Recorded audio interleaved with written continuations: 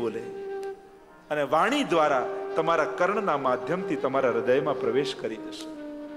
આમ રૂપ માધુરી એ ભાગવતજીમાં છે. ચોથું કહ્યું વેણુ માધુરી. પ્રભુની વેણુ જેની આગળ વિષયાનંદ અને બ્રહ્માનંદ પણ અણુ જેવા થઈ જાય એ વેણુ. આ વેણુ માધુરી ભાગવતમાં છે. આ જે શબ્દો નીકળી રહ્યા છે ભાગવત પોતે વેણુનાદ છે. જેમ ગોપીજનો ઘરે ઘરે બેઠી રહેતી અને પ્રભુની લીલાઓનું ચિંતન કરતી અને ઠાકોરજી વનમાંથી વેણુનાદ કરતા અને સર્વ ઘર કાર્યો છોડી અને ગોપીજનો ઠાકોરજી તરફ ભાગતી, એમ આ ભાગવત કથાની પત્રિકા એ પહેલો સ્વર તમારે ત્યાં પહોંચ્યો અને ઠાકોરજીએ કહ્યું આવો મારી શરણમાં આવો. અને તમે આટલા લોકો બધું જ મૂકી અને ઠાકોરજી પાસે ખેંચાઈને આવી ગયા. આ પ્રભુનો વેણુનાદ છે. ઠાકોરજી હવે તમારી સાથે 7 દિવસ રાસ કરશે, પોતાના રસનું દાન કરશે અને પોતાની વેણુનું સ્થાપન કરશે. આ ચારે માધુરી ભાગવતજીમાં બિરાજે છે. નામ માધુરી, લીલા માધુરી, રૂપ માધુરી અને વેણુ માધુરી. કારણ કે જ્યાં જ્યાં ભાગવતની કથા, જ્યાં જ્યાં સત્સંગ હોય ત્યાં ભગવાન હોય છે. એકવાર નારદજી આવ્યા અને કહેવા લાગ્યા પ્રભુ હું ઘણીવાર વૈકુંઠમાં આવું છું પણ ત્યાં હોતા નથી ને મારે ધક્કો પડે છે. મને કોઈ એવું એડ્રેસ આપો ને કે જ્યાં હું મળવા આવું ને ત્યાં આપ મળો છો. અને ત્યારે પ્રભુએ કહ્યું નાહમ વસામી વૈકુંઠે યોગીનામ હૃદયેન ચ મદભક્તા યત્ર ગાયંતી તત્ત તિષ્ઠામિ નારદ. નારદજી હું યોગીઓના હૃદયમાં નથી હોતો, હું વૈકુંઠમાં કાયમ નથી હોતો, પણ જ્યાં મારા ભક્તો મારી કથાનું ગાન કરતા હોય ત્યાં હું અવશ્ય હોઉં છું. જ્યાં જ્યાં કથા થતી હોય ત્યાં ભગવાન જરૂર હોય છે. બસ પોકારનો ફરક છે. પ્રભુની કથા જ્યાં થતી હોય ને ત્યાં ભગવાન એને વશ થઈને ખેંચાઈને આવે. એવી કથા આવે છે. એકવાર દ્વારિકામાં 8 પટરાણીઓને એમ થયું કે પ્રભુની વ્રજ લીલાઓ વિશે ઘણું સાંભળ્યું છે પણ પ્રભુની રાસ લીલાની કથા અમે નથી સાંભળી. 8 પટરાણીઓને તત્પરતા થઈ કે કોઈના મુખે આ રાસ લીલાની કથા સાંભળી. કોને કહેવું? બીજા કોઈને તો કહી ન શકે. તો રોહિણીજી એમની પાસે આવ્યા અને 8 પટરાણીઓ રોહિણીજી પાસે આવ્યા ને કહેવા લાગ્યા આપ તો બ્રજમાં પ્રભુ સાથે રહ્યા છો અને ગોપીજનોના મુખે આપે અનેક વાર રાસલીલાઓની કથા સાંભળી હશે. અમે આપને વિનંતી કરીએ છીએ, અમારા સર્વેના મનમાં મનોરથ છે કે આપ અમને રાસલીલાની કથા કહો.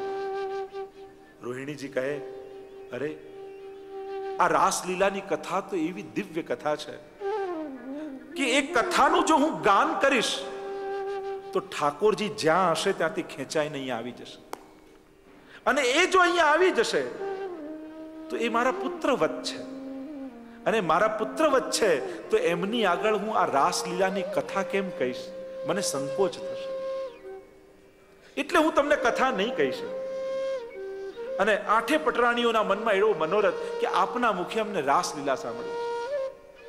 કહ્યું કે પણ એ લીલા તો ઠાકોરજી આવી જશે. કહ્યું કે દ્વાર બંધ કરી દઈએ અને દ્વાર બંધ કરી સુભદ્રાજીને દ્વાર પાસે બેસાડી દઈએ અને એ ઠાકોરજીને અંદર આવવા નહીં દે અને અમને આપના મુખે કથા સાંભળવા મળશે.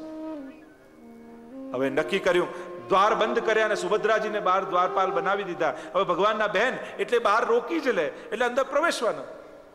અને અહીંયા 8 પટરાણીઓ બિરાજમાન થઈ અને રોહિણીજીએ ધ્યાન લગાવ્યું.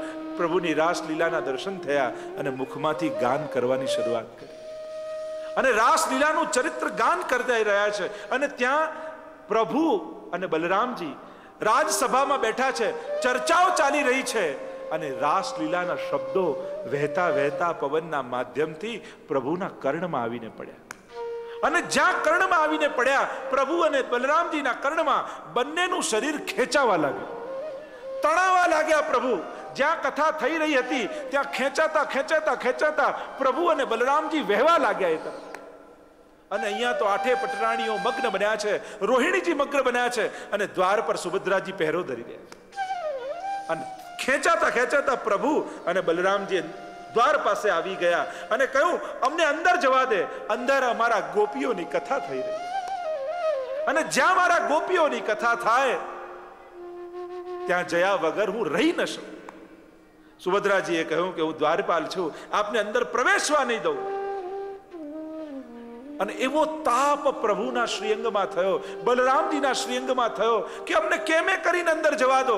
જ્યાં ભગવત કથા થતી હોય, ભાગવતની કથા થતી હોય, રાસની કથા થતી હોય, ત્યાં અમે જયા વગર રહી ન શકીએ. જ્યાં મારા ગોપીઓની કથા થાય. અને સુભદ્રાજીએ જવા ન દીધા.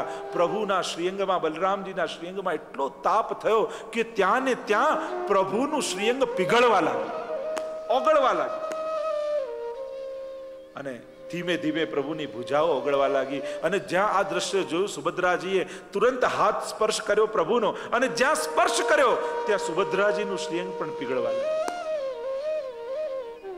બલરામજી, પ્રભુ, સુભદ્રાજી ત્રણેયના શરીર પીગળતા પીગળતા લાકડાની જેવા જડ બની ગયા. અને એટલામાં કથા પૂરી થઈ અને આઠે પટરાણીઓ દ્વાર ખોલ્યા.